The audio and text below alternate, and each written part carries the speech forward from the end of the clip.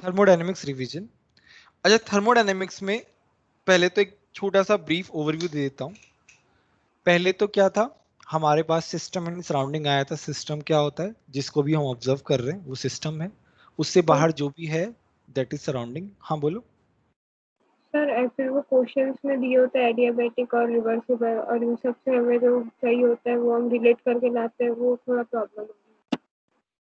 अच्छा ठीक है, तो हम डायरेक्टली मैं प्रोसेस पे आ जाऊँ ना, तो मैं प्रोसेस पे आ जाता हूँ। तो पहले तो मेरा है आइसोथर्मल।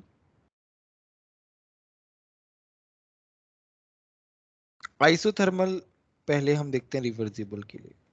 आइसोथर्मल क्या होता है, delta T is zero, temperature constant है। रिवर्सिबल के लिए फॉर्मूला क्या है, minus N R T L N V two by V one. Isothermal में ये ऐसा आइडियल गैस के लिए लिख सकते हैं। यहां से W का एक और फॉर्मूला आ गया, N R T L N P one by P two. ये आ गया रिवर्सिबल के लिए। इरिवर्सिबल के लिए क्या है, इरिवर्सिबल के लिए हमारे पास एक ही फॉर्मूला है, ये हम बात कर चुके हैं। ठीक है, ये हो गया आइसोथर्मल। एडियाबैटिक देखते हैं।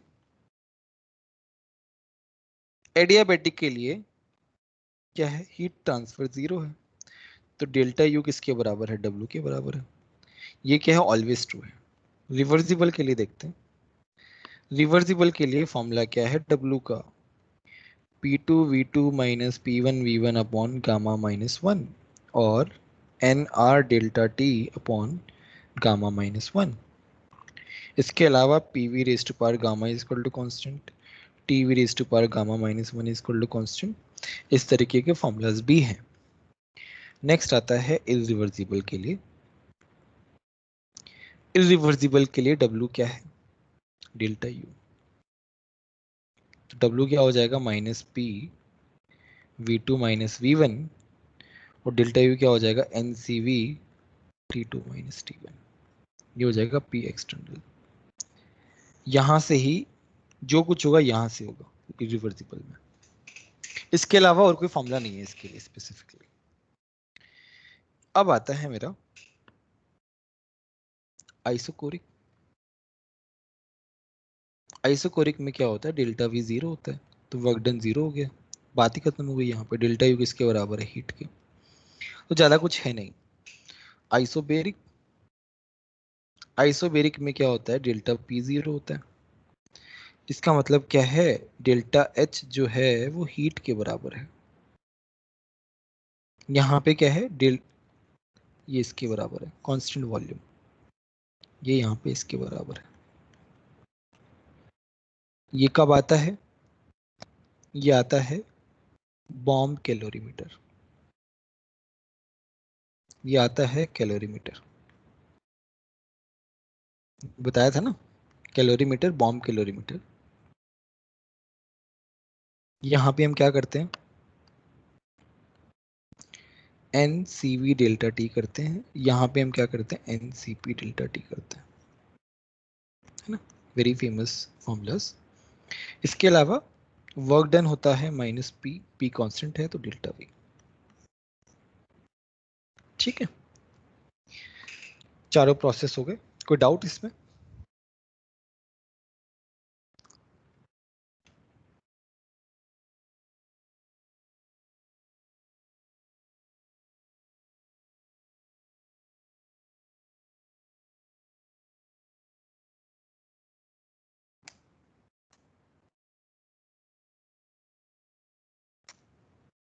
ठीक है, आगे बढ़ते हैं।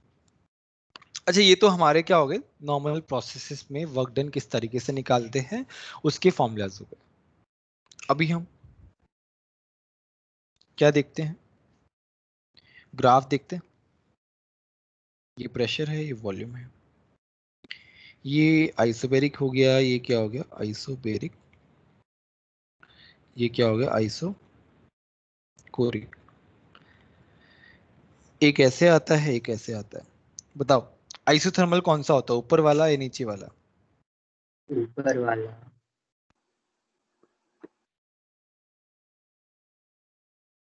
आइसोथर्मल। और ये क्या होता है, एडियाबैटिक। ठीक है, ये ग्राफ जो है बहुत इंपॉर्टेंट है।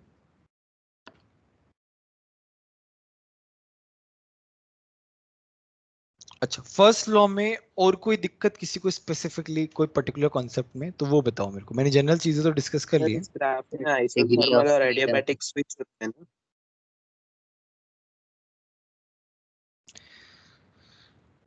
वैसे तो मैं, हमें को ऐसे याद नहीं रहता, मैं तो निकाल के देखता हूँ हमेशा।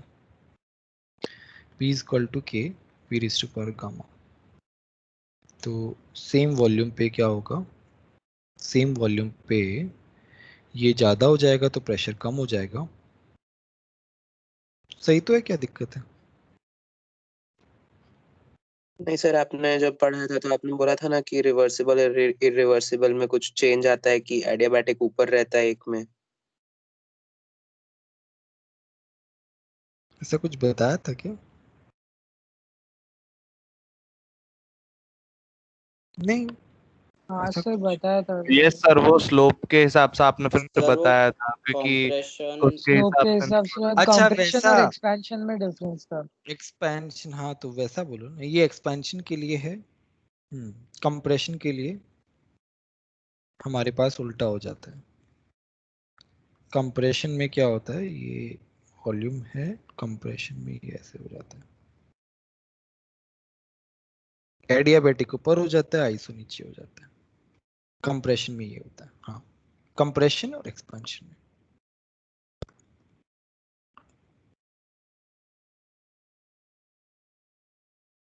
सीपी सीवी के फॉर्मूलाज क्या होते हैं, वो बहुत इंपॉर्टेंट है।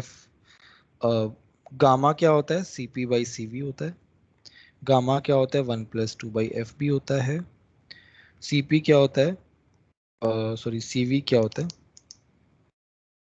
सीवी होता है f/2r या फिर r अपॉन गामा -1। सीपी क्या होता है, f/2 + 1r और r गामा अपॉन गामा -1। और कोई फॉर्मूला, हाँ, डेल्टा यू का फॉर्मूला या डेल्टा ई का फॉर्मूला, वो हम ऐसे भी लिख सकते हैं, f/2 nRT। f/2r क्या है, ये फॉर्मूला कहाँ से आया, f/2r क्या है, cv, तो ये हो जाएगा n/cv delta t, sorry f/2 nr delta t, है ना। तो हम ऐसे भी लिख सकते हैं, एक ही बात है। वैक्यूम में एक और चीज, वैक्यूम में क्या होता है, डेल्टा पी जीरो होता है, P external zero, delta P नहीं, पी एक्सटर्नल जीरो रहता है। तो तुम्हारा वर्क डन क्या होता है, जीरो रहता है, कोई हीट ट्रांसफर नहीं होती। डेल्टा यू भी क्या होता है, जीरो होता है वैक्यूम में, अगर तुम वर्क कर रहे हो तो। ठीक है। फॉर सॉलिड्स एंड लिक्विड्स तुम्हारा क्या रहता है, क्यों क्या होता है, ms डेल्टा टी होता है। इस पे भी क्वेश्चन आते हैं, मेनली फिजिक्स में आते हैं इसके ज्यादा क्वेश्चन, केमिस्ट्री में कम आते हैं। क्लियर है यहाँ तक? Yes sir. मेस क्या है? m तुम्हारा मास है, s तुम्हारा स्पेसिफिक हीट है। ठीक है, डन।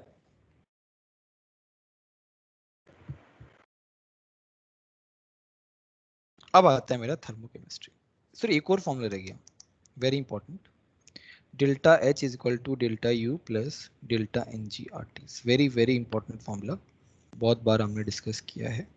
डेल्टा H की और फॉर्मूला, ये किसके लिए है, केमिकल रिएक्शन के लिए। सर ये डेल्टा NG क्या होता है? डेल्टा NG होता है ये change in number of gaseous mole, gaseous moles in product minus reactant करता है। प्रोडक्ट के गैशियस मोल्स माइनस रिएक्टेंट के gaseous moles is delta NG। ठीक है। दूसरा है delta U plus P del V plus V del P। Constant pressure पे del P 0 हो जाता है, तो डेल्टा एच क्या हो जाता है, delta U plus P del V आ जाता है। इसका अगर मैं कॉमन फॉर्मूला लिखूं तो कॉमन फॉर्मूला ये होता है, मैं जब डेल्टा एच लगाता हूं तो delta U plus delta of P V हो जाता है। तो एक बार ये या ऐसा वाला भी फॉर्मूला हो सकता है, P two V two minus P one V one, अगर ऐसी वैल्यूज दी हुई हो तो ये भी फॉर्मूला यूज कर सकते हैं, ये भी यूज कर सकते हैं, ये भी कर सकते हैं, ये भी कर सकते हैं, कैसे भी कर सकते हैं depending upon the situation. Delta H का इतना वो होता है।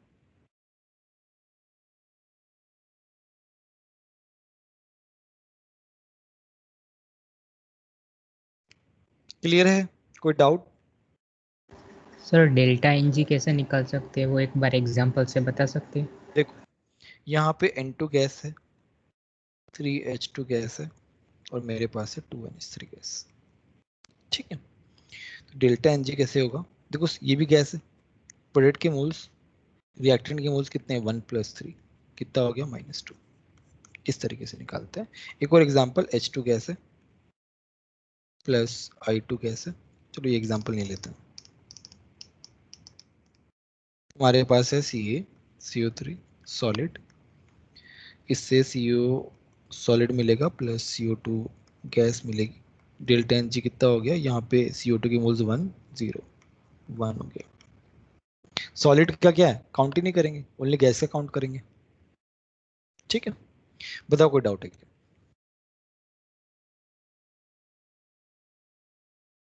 ठीक है, तो अभी आई थिंक इसमें किसी को, बहुत लोगों को ज्यादा सर डाउट। हाँ हाँ बोलो।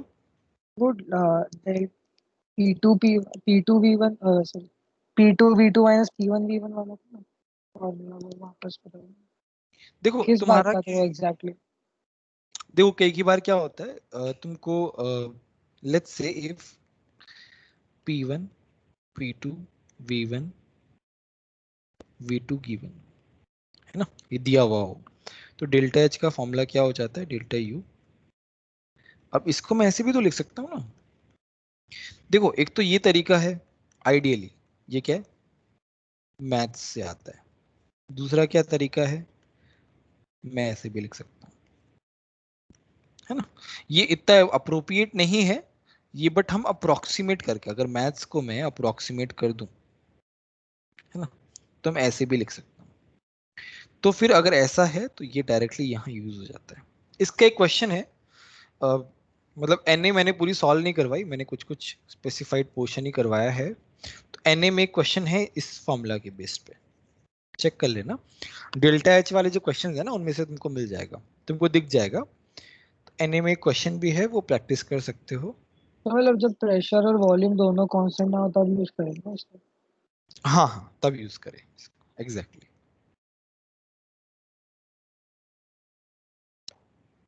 ठीक है, तो इसी की बात कर रहा था मैं, अगर वीडियो लेक्चर बना देता ना तो तुम ऐसे डाउट्स नहीं पूछ पाते, तो उससे पता नहीं चलता। तो खैर अभी जो भी डाउट्स हैं वो बता देना। अब मुझे पता है थर्मोकेमिस्ट्री में तुमको सबसे ज्यादा दिक्कत आ रही है, जहां तक मैंने क्या नाम है ऑब्जर्व किया है ना। हाँ sir. Yes sir. Yes sir. Sir हाँ हाँ बोलो। सर ये अपने पैकेज में जो मिसलेनियस है ना, उसमें 40th क्वेश्चन है, वो भी एक वर्क डन पर है, तो वो आप बता सकते हैं? यार मैं थोड़ा सा कॉमन सेंस है,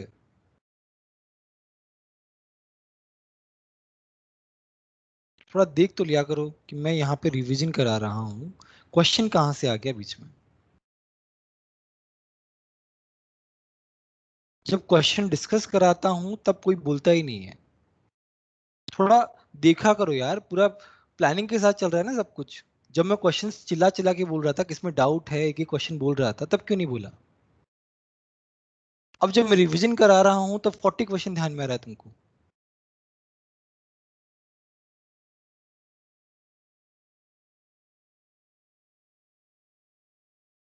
यार तुम बच्चे नहीं हो यार, अब 11th 12th में हो गए हो तुम, थोड़ा तो देखो।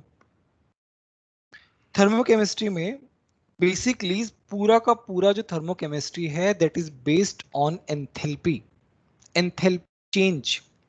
अब मैं एक बेसिक आइडिया देता हूं, पूरा तुम लोगों ने पूरा पढ़ लिया है तो तुमको रफली सब कुछ आइडिया है। तो हम एक पर्टिकुलर रिएक्शन पे फोकस करें। Let's say we have 2A converting into 3B। ठीक है, in this reaction what is happening कि A जो है वो B में कन्वर्ट हो रहा है, तो A की कुछ एनर्जी रही होगी और B की कुछ एनर्जी फॉर्म हुई होगी। तो जो एनर्जी चेंज है वो क्या होता है मेरा डेल्टा एच। मैं एक रिएक्शन के लिए इस तरीके से लिखता हूं, एक रिएक्शन के लिए जो एनर्जी चेंज है that is concerned with delta H only. Thermochemistry में हम एग्जैक्टली वही यूज करते हैं, delta H. Delta H are मतलब रिएक्शन के लिए। अब हो सकता है ये रिएक्शन कैसी हो सकता है ये रिएक्शन फॉर्मेशन वाली हो सकता है ये रिएक्शन कौन सी हो, कंबशन। हो सकता है ये रिएक्शन कौन सी हो, एटोमाइजेशन। टाइप ऑफ रिएक्शन बोल रहा हूं मैं, these are types of reaction. ठीक है, नेक्स्ट है, हो सकता है कि ये रिएक्शन बॉन्ड ब्रेकिंग हो। वैसे तो खैर एटोमाइजेशन बॉन्ड ब्रेकिंग एक ही बात है। हो सकता है ये रिएक्शन क्या हो, सॉल्यूशन वाली हो, सॉल्यूशन बन रहा हो सकता है कि क्या हो, न्यूट्रलाइजेशन हो रहा हो। ठीक है, तो इस तरीके से रिएक्शन जो है वो डिफरेंट डिफरेंट टाइप की हो सकती है, तो उसको अलग अलग कैटेगरी में लिख दिया है। ठीक है, अलग अलग कैटेगरी बना दी है कि ये रिएक्शन न्यूट्रलाइजेशन की है। अब देखो काफी बार क्या होता है कि फॉर्मेशन और कंबशन वाली एक ही रिएक्शन आ जाती है, देखा होगा हमने। तो अगर फॉर्मेशन और कंबशन वाली एक ही टाइप की आ जाती है तो दोनों की एनर्जी बराबर हो जाती है, जितना फॉर्मेशन में है उतना कंबशन में। भाई जब हमारी रिएक्शन सेम है, केवल नाम ही तो बदला है, लेकिन मेन तो क्या है, रिएक्शन है। तो मेरी रिएक्शन सेम है तो फॉर्मेशन में जितनी एनर्जी लगेगी कंबशन में भी तो उतनी लगेगी। ठीक है, दूसरा है इन दोनों का बराबर आता है।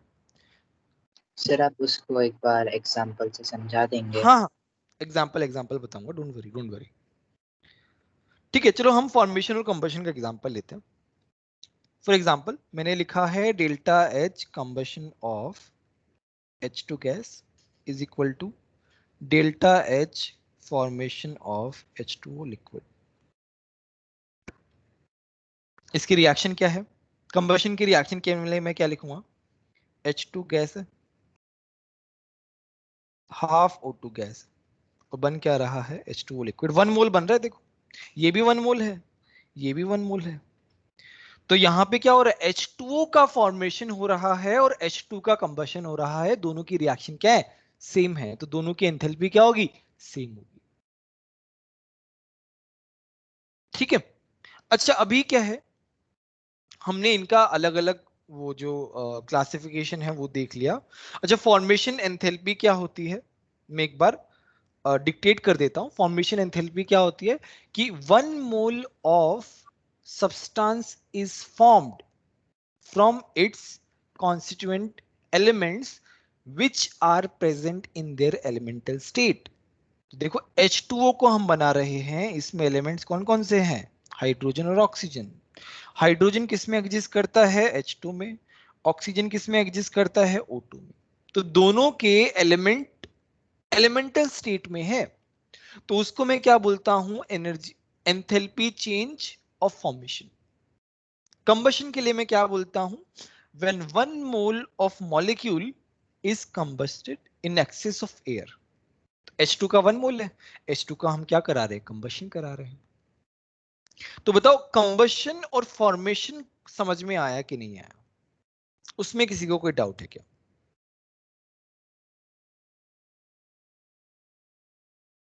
कोई डाउट नहीं सर, समझ आ गया। ठीक है, अब दूसरी चीज हम उसको, अब देखो हर रिएक्शन फॉर्मेशन और कंबशन की तो हो नहीं सकती। सर हाँ हाँ बोलो। सर फॉर्मेशन का स्टेटमेंट एक बार रिपीट कीजिए। फॉर्मेशन का स्टेटमेंट क्या है कि 1 मोल मॉलिक्यूल बनाना है मेरे को, और वो मॉलिक्यूल बनेगा कैसे, वो अपने एलिमेंट से बनेगा, और उनके एलिमेंट्स किस में होंगे, एलिमेंटल स्टेट में होंगे। बस When one molecule compound is formed from its elements, constituent elements, which are present in their elemental state, the change in energy is called enthalpy change of formation. ठीक है, दूसरा, अब हर एक रिएक्शन फॉर्मेशन और combustion में तो हो नहीं सकती, हर रिएक्शन थोड़ी ना लिख सकते हैं, कुछ पर्टिकुलर छोटी छोटी रिएक्शन ही पॉसिबल है एक एक कंपाउंड की, बट बहुत सारे कंपाउंड्स मिले हुए हैं, तब हम उसको डेल्टा एच रिएक्शन निकालने में कैसे यूज करते हैं?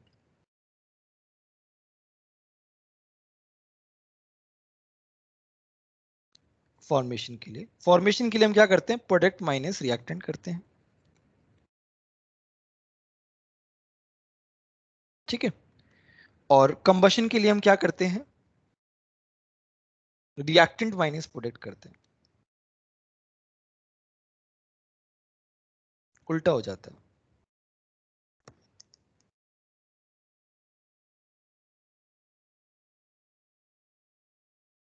ठीक है, मैंने कंबशन और फॉर्मेशन क्या होता है और वो कैसे डिफर करता है और कैसे वो किसी भी दूसरी रिएक्शन जिसमें बहुत सारे कंपाउंड्स इन्वॉल्व हैं, जिसमें कंबशन और फॉर्मेशन स्पेसिफिकली नहीं हो रहा है, in that reaction how can we use that, वो मैंने बता दिया है।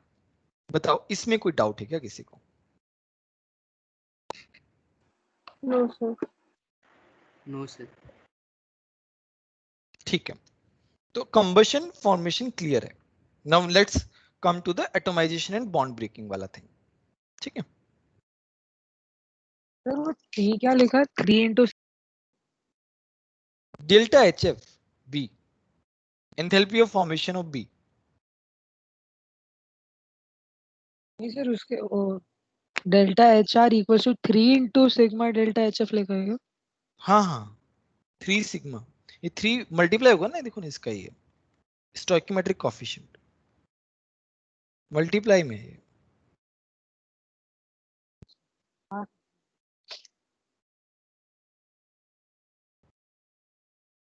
अब क्या है?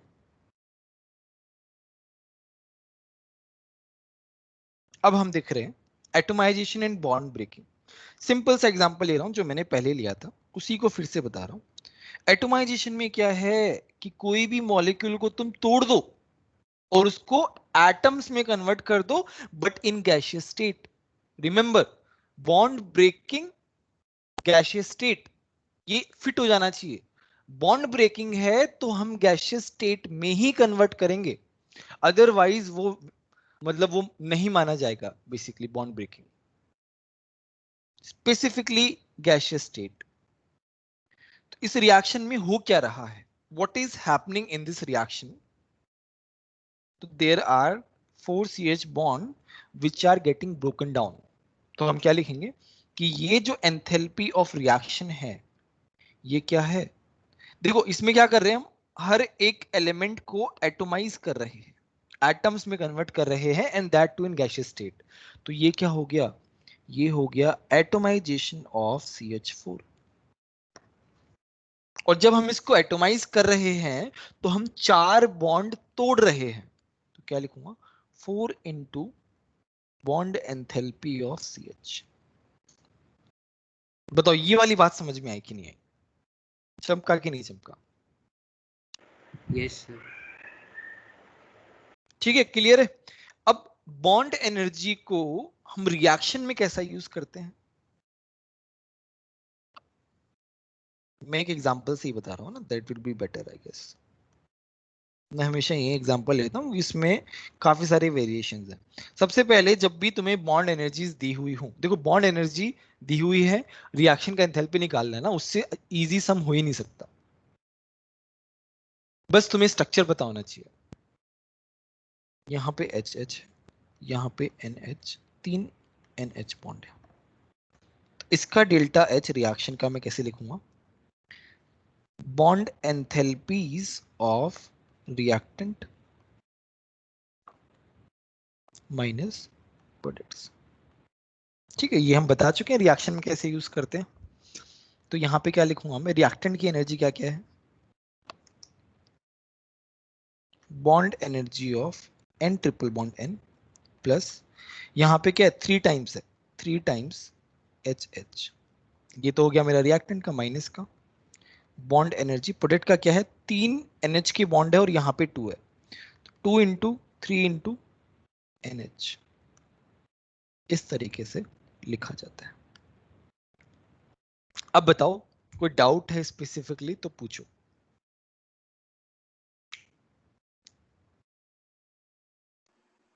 सर ये एटमाइजेशन में करना है ना?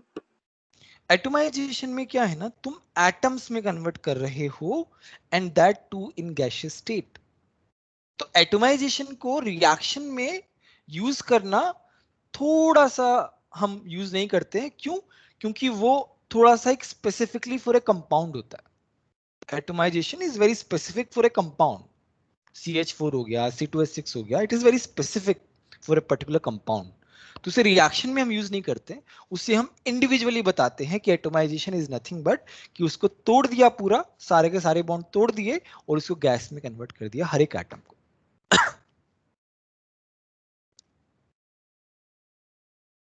फॉर एग्जाम्पल जैसे मान लो मेरा सोडियम मेटल है।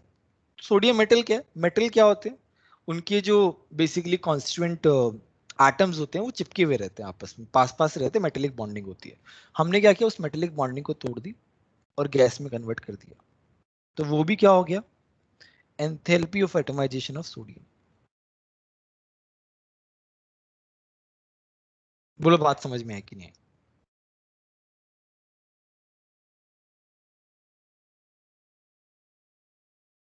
यस। अब हम बात करते हैं किसकी? एंथैल्पी ऑफ सॉल्यूशन की। सॉल्यूशन हमारा कैसे बनता है? सॉल्यूशन बनता है सॉल्यूट प्लस सॉल्वेंट से। तो जब ये ऐड होते हैं तो एनर्जी क्या होती है? रिलीज होती है। एनर्जी क्या होती है? रिलीज हो जाती है। तो उस रिलीज एनर्जी को हम क्या बोलते हैं? Enthalpy of solution. अब एंथैल्पी ऑफ सॉल्यूशन हम जनरली किसके लिए देखते हैं? आयनिक कंपाउंड के लिए। आयनिक कंपाउंड को सॉल्वेंट में, पानी में डाल दिया तुमने NaCl को, तो ये क्या हो गया? एक्वस फेज में कन्वर्ट हो गया। जनरली हम इस तरीके से यूज करते हैं। तो इस ये क्या हो गया मेरा? Enthalpy of solution. लेकिन क्या हो रहा है इसमें? पहले तो हम उसको क्या कर रहे हैं? लैटिस को ब्रेक कर रहे हैं। हम क्या कर रहे हैं? उस लैटिस को ब्रेक कर रहे हैं। और लैटिस एनर्जी क्या होती है कि जब 1 mole of ionic compound 1 mole of ionic compound is converted into gaseous constituent ions. Gaseous constituent ions. तो ये इसमें अगर मैं इसको कन्वर्ट कर दूंगा ना तो ये क्या हो जाएगा? ये हो जाएगा लैटिस एनर्जी। देखो डेफिनेशन बहुत इंपॉर्टेंट होता है। काफी सारे लोग क्या करते हैं, अरे क्वेश्चन करते हैं ना डेफिनेशन से क्या मतलब है। डेफिनेशन जो है वो तुम्हारा बेसिक है, फंडामेंटल है, तो उसको कभी मत भूला करो। डेफिनेशन बहुत इंपॉर्टेंट है। इसीलिए तो बोलते हैं ना कि तुम्हारा बोर्ड जो होता है वो क्या होता है? बेस होता है। और जेई क्या होता है? थोड़ा सा हाई लेवल होता है। बोर्ड बेस इसलिए होता है क्योंकि इसमें डेफिनेशंस वगैरह होती है, चीजों का मतलब पता होना चाहिए, है ना, तब भी तुम आगे बढ़ पाओगे। एनीवे, तो लैटिस एनर्जी होगी। अब उसको तुम किस में कन्वर्ट करना है? एक्वस में। कैसे करोगे बताओ? Hydration energy. Hydration energy, very good. Hydration. क्या करोगे? हाइड्रेशन एनर्जी दोगे। तो हम क्या बोलते हैं कि delta H solution is nothing but delta H Le plus delta H hydration. ये तुम्हारा क्या हो गया? एंथैल्पी ऑफ सॉल्यूशन हो गया। Now let's talk sir about इस केस में तो दोनों नेगेटिव होगी ना। Negative positive. जो मतलब भी वैसे ये जो भी है हर एक वो हम कंपाउंड लिख पे देंगे। डिपेंड करेगा ना, तो कुछ भी होगा देखो नेगेटिव। देखो lattice energy will be positive. Why it will be positive? Because we are breaking the lattice, that's why it will be positive. But hydration energy will always be negative. तो lattice energy will be positive and hydration will be negative. Delta H solution के लिए कुछ fix होता है कि वो negative ही होगा या पॉजिटिव ही होगा? Delta H solution will always be negative, otherwise वो हाइड्रेशन होगा ही नहीं। ये तो हमने पढ़ा है ना भाई। भाई Yes, लैटिस एनर्जी अगर ज्यादा है तो वो सॉल्यूशन बनेगा ही नहीं। yes. तो सॉल्यूशन को तो नेगेटिव आना ही पड़ेगा, तभी जाके वो पॉसिबल होगा। Getting my point? Yes sir. ठीक है, let's talk about delta H neutralisation. तो डेल्टा एच न्यूट्रलाइजेशन जो है सिंपल है, मेरा एसिड है, एसिड को बेस में मिलाया, क्या मिला? सॉल्ट प्लस H2O, एनर्जी में रिलीज हो गई। ठीक है, अब इसके डेफिनेशन वाइज क्या है कि 1 ग्राम इक्विवेलेंट ये है, 1 ग्राम इक्विवेलेंट ये है, एनर्जी मेरी कितनी रिलीज होती है? डेल्टा एच -13.7 किलो कैलोरी और -57.3 किलो जूल। ये मुझे याद रखना। तो बेसिकली एसिड भी नहीं, 1H+ और 1OH-, इससे ध्यान रखो, है ना।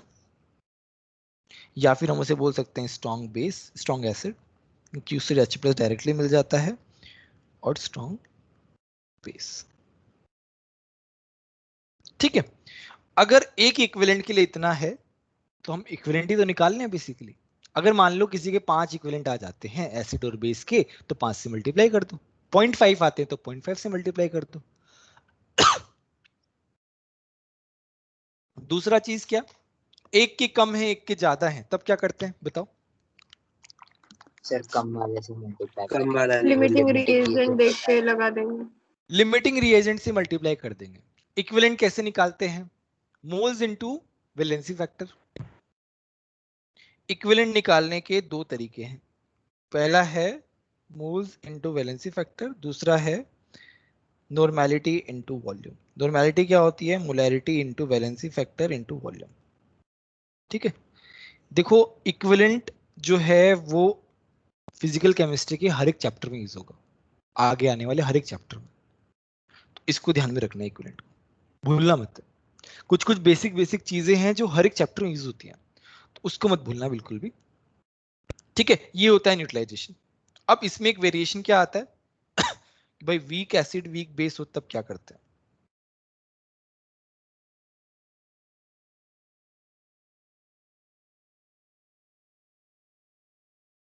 मान लो एक वीक एसिड आ गया, स्ट्रॉन्ग बेस आ गया, है ना, तो यहां पे सॉल्ट प्लस वाटर। तो वीक एसिड जो है वो जल्दी से H+ देगा नहीं, तो उसके लिए मुझे क्या देना पड़ेगा? Delta H dissociation.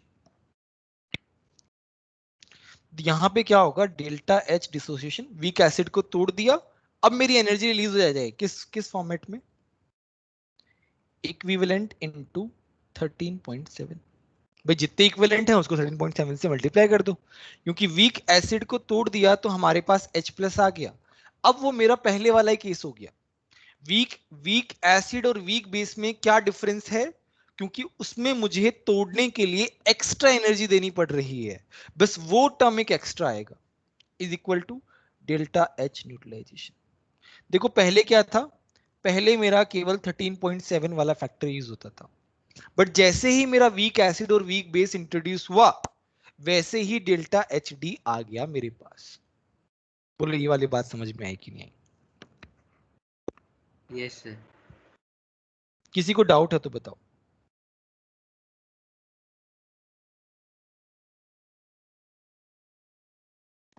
सर अगर दोनों वीक हो तो? दोनों वीक हो तो दोनों आ जाएंगे। चलो दोनों देखते हैं। तो लेट्स से मेरे पास क्या है? दोनों वीक एसिड वीक बेस है, यहाँ पे क्या है? सॉल्ट प्लस पानी है। तो इसके लिए मुझे डेल्टा एच D1 चाहिए, इसके लिए मुझे डेल्टा एच D2 चाहिए। जब H+ OH- में कन्वर्ट हो गए, अब तो मुझे क्या चाहिए?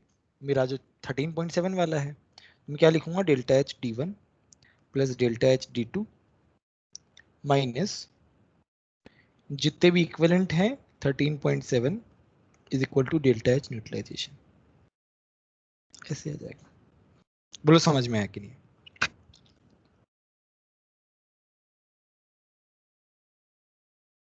क्लियर है सभी को? Yes sir. अब बात करते हैं रेजोनेंस एनर्जी की। रेजोनेंस एनर्जी का क्या मतलब है? बस एक ही इसका फॉर्मूला है, वो रट लो, कोई उसमें नहीं है। क्या फॉर्मूला है बताओ?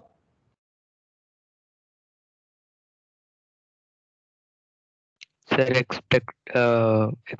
Experimental value minus calculated value. Experimental value minus calculated, बस इतना ही होता है। रेजोनेंस का भी यूज होता है जब रेजोनेंस हो रहा होता है, जैसे मेरा बेंजीन है, इसको मैं तोड़ रहा हूं, है ना, तो बेंजीन को जब मैं ब्रेक कर रहा हूं तो उसके बॉन्ड तो ब्रेक हो रहे हैं, ठीक है। मैं क्या लिखूंगा कि ये जो डेल्टा एच है इसमें मेरा भाई क्या था, मेरा बॉन्ड ब्रेकिंग तो इन्वॉल्व है ही, बस साथ साथ में क्या इन्वॉल्व है, साथ साथ में रेजोनेंस ब्रेकिंग ऑल्सो इन्वॉल्व है, रेजोनेंस को भी हम तोड़ रहे हैं।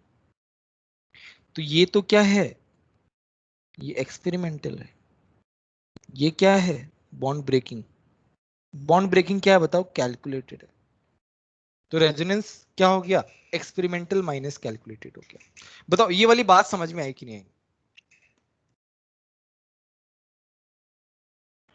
Yes sir. Yes sir. Resonance energy समझ में आई सभी को, कोई डाउट? ठीक है, इसी के साथ तुम्हारा थर्मोकेमिस्ट्री तो हो गया डन। और किसी को कोई स्पेसिफिक चीज पूछनी है तो बताओ।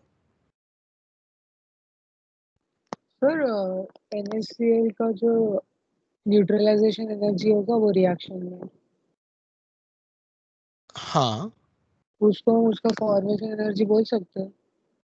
नहीं वो नहीं बोल सॉल्ट का सकते यार, कैसे बोल सकते हैं? H2O फॉर्मेशन का भी एनर्जी, सॉल्ट में होगा। फॉर्मेशन एनर्जी क्या होता है बताओ, पहले ये बताओ फॉर्मेशन एनर्जी क्या होता है? जैसे 1 मोल ऑफ कंपाउंड को फॉर्म करने के लिए। हाँ, और क्या, इतना ही नहीं होता ना, उसमें और भी चीजें होती है। Element should be present elemental in their form. Elemental state. तो क्या वो उस एलिमेंटल स्टेट में प्रेजेंट है?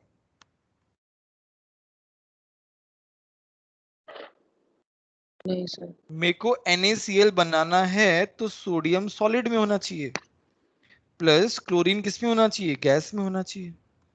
अब मैं इसको बोलूंगा delta H formation of NaCl। Born Haber cycle इसलिए तो पढ़ते हैं, क्यों पढ़ते हैं बॉर्न हेबर साइकिल, इसीलिए पढ़ते हैं, उसी में आता है ये, है ना। क्लियर है सभी को thermochemistry? Yes yes sir. Sir. ठीक है,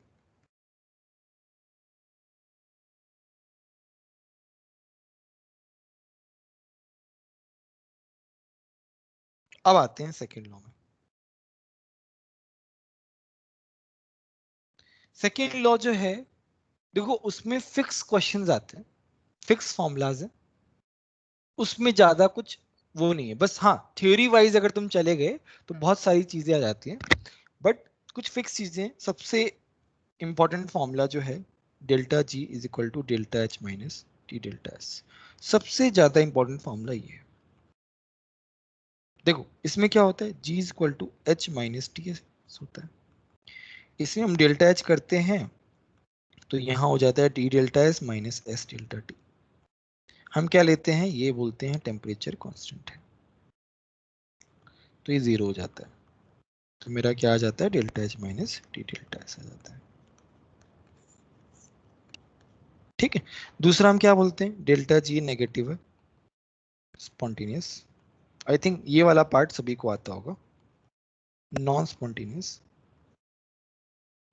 डेल्टा जी जीरो है तो इक्विलिब्रियम।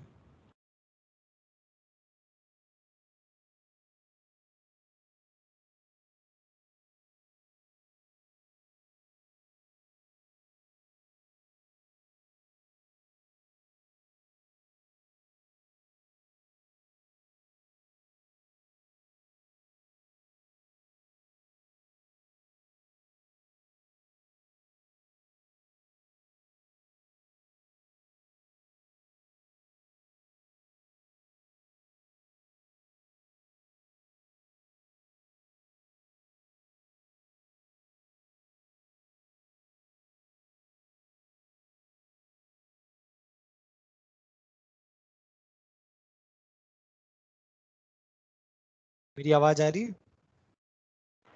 Yes sir. यस ठीक है, सर। एक तो ये मेरा डेल्टा जी वाला पार्ट हो गया। ठीक है, और डेल्टा जी क्या होता है? Gives free energy, useful work, ये पता होना चाहिए, यूजफुल वर्क होता है। इसका मैंने डेरिवेशन बताया हुआ है, तो डेरिवेशन जो है वो मेंस के लिए इंपॉर्टेंट नहीं है, वो एडवांस के लिए इंपॉर्टेंट है। ठीक है, अच्छा और कोई चीज है जो सेकंड लॉ में तुमको समझ नहीं आ रही है? कुछ ऐसा डेल्टा पार्ट एस है? के और फॉर्मूलाज अगर हो। अच्छा हाँ, डेल्टा एस के फॉर्मूलाज वगैरह, या तो डेल्टा एस क्या है? डेल्टा एस मेरा है क्यू बाई टी। चलो इसको डिराइव करते हैं डेल्टा एस को। तो डी एस मेरा क्या है? डी क्यू बाई टी है। अच्छा डी क्यू मेरा क्या हो जाएगा? D you minus D W by T. ठीक है, तो मेरा यहाँ पे टी डी एस क्या हो गया? डी यू क्या हो गया? N C V D T, और इसको मैं क्या लिख सकता हूँ? P D V. ये हो गया N C V D T plus P क्या हो गया? N R T by V D V. तो मेरे पास क्या हो गया? मैं टी से डिवाइड कर दिया मैंने, तो क्या हो गया? N C V D T by T plus N R D V by V, integrate कर दिया। तो ये क्या हो गया? देखो ये फॉर्मूला डिराइव करना आना चाहिए, इसका डेरिवेशन जो है ना आना चाहिए। क्यों? क्योंकि फिर कभी तुम फॉर्मूला भूल भी गए तो भी तुम्हें पता चल जाएगा। ये क्या हो गया? L N T two by T one plus N R L N V two by V one. अब ये तो क्या हो गया? कॉमन फॉर्मूला आ गया, ये तो पता होना चाहिए सभी को। इसी से सारे फॉर्मूलाज डिराइव होते हैं, है ना। ये तो हमने वॉल्यूम पे निकाल लिया। डेल्टा एस का एक और फॉर्मूला होता है, मैं डिराइव नहीं करा रहा हूँ कि वो तुम खुद से कर सकते हो। तो वो क्या हो जाएगा? N C P L N T two by T one plus N R L N P one by P two. ये भी फॉर्मूला मैंने डिराइव करवाया था। ठीक है, तो दो फॉर्मूलाज है कॉमन फॉर्मूलाज। अब हम उसे अलग अलग तरीकों से निकालते हैं। कैसे निकालते हैं? आइसोथर्मल। देखो ये सब रिवर्सिबल के लिए है। एक बात ध्यान रखना, इरिवर्सिबल प्रोसेस क्या होता है? स्पॉन्टेनियस होता है। इरिवर्सिबल प्रोसेस क्या होता है? स्पॉन्टेनियस होता है, मैंने बताया हुआ है। यस यहाँ सर। पे मैं क्या लिख रहा हूँ? इरिवर्सिबल प्रोसेस क्या होता है? स्पॉन्टेनियस होता है, ये मैंने लिखवाया हुआ है। और स्पॉन्टेनियस प्रोसेस के लिए डेल्टा एस यूनिवर्स क्या होता है? Greater than zero. ठीक है, तो एक बात ध्यान रखना, इरिवर्सिबल प्रोसेस आ जाए तो डेल्टा एस हमेशा क्या होगा? ग्रेटर देन जीरो होगा। ये ध्यान रखना इरिवर्सिबल प्रोसेस के लिए। अब आते हैं हम आइसोथर्मल। यहाँ पे मैं एक बार ये बता दूं कि ये पूरा का पूरा रिवर्सिबल के लिए। तो आइसोथर्मल का मतलब क्या है? डेल्टा टी जीरो है। इसका मतलब मैं इसको लिखूंगा तो डेल्टा एस क्या हो जाएगा? N R L N V two by V one, या फिर ऊपर वाला N R L N P one by P two. Isothermal के बाद क्या हो जाता है? आइसोकोरिक। आइसोकोरिक जो है उसमें क्या है? डेल्टा वी जीरो है, तो ये वाला पार्ट लिखेंगे, तो ये क्या हो जाएगा? Delta S is equal to N C V L N T two by T one. Isochoric के बाद में आइसोबेरिक। आइसोबेरिक के लिए प्रेशर वाला टर्म यूज होता है, तो हम ऊपर वाला यूज करेंगे डेल्टा एस। तो उसमें P one by P two क्या हो जाएगा? वन हो जाएगा, और एल एन वन क्या होता है? जीरो होता है। ये हो जाएगा N C P L N. देखो बहुत मामूली सा डिफरेंस है दोनों में। नेक्स्ट आता है एडियाबेटिक। बताओ एडियाबेटिक में क्या होगा? डेल्टा एस रिवर्सिबल हो में। जाएगा सर सर। वो भी खुद जीरो हो जाए। अच्छा अभी एक जीरो। ओपन टू ऑल है, डेल्टा एस इरिवर्सिबल क्या होगा बताओ? नहीं adiabatic, always greater than. Adiabatic irreversible. अब बताओ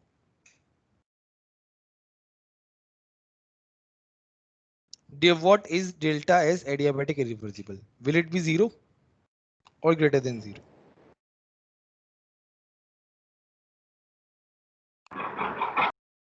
जीरो ही होगा ना आइडियाबैटिक।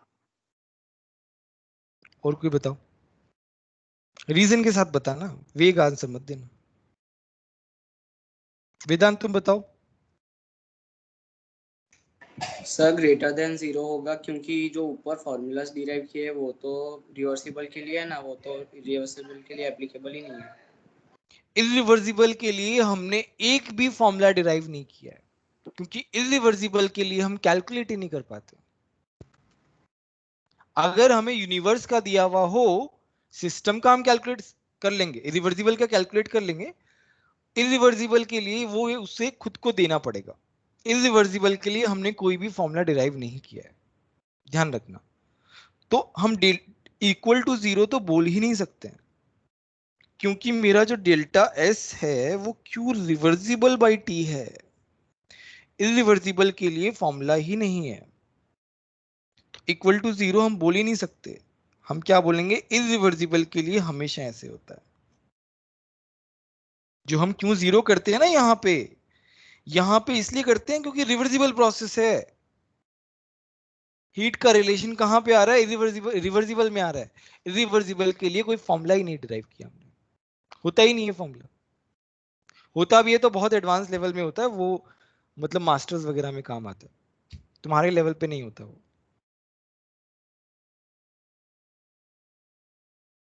ठीक है, तो ये होता है प्रोसेस।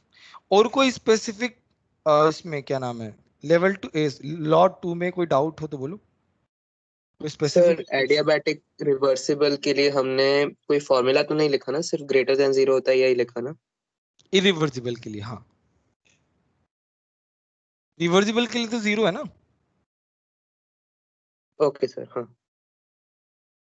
और कोई डाउट सेकंड लॉ में?